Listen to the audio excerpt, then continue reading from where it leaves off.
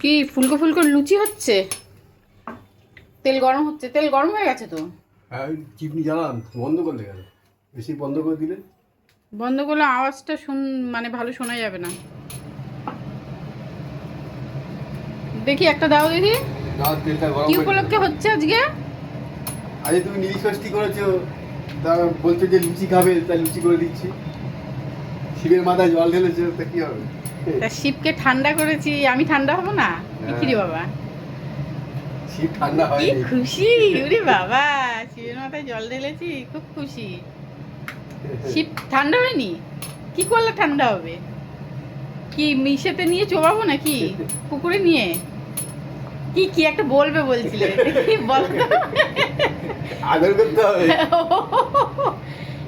এইরকম ব্যাপার? হ্যাঁ, তাহলেই শিব ঠান্ডা হয়, জানো ও না? আচ্ছা, না আমি ভাবলাম বেশি করে দুধ ঢাললে বোধহয় ঠান্ডা হয়ে যাবে।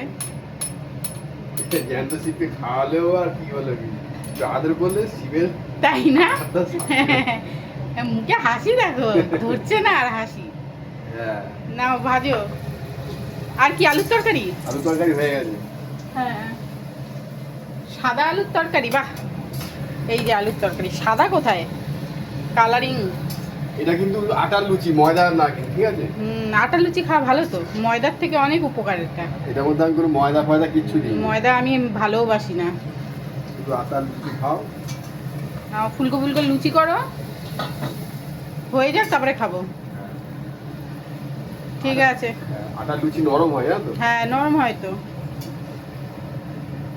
আর ময়দা লুচি খেলে তো গ্যাস অম্বল হয়, জানো।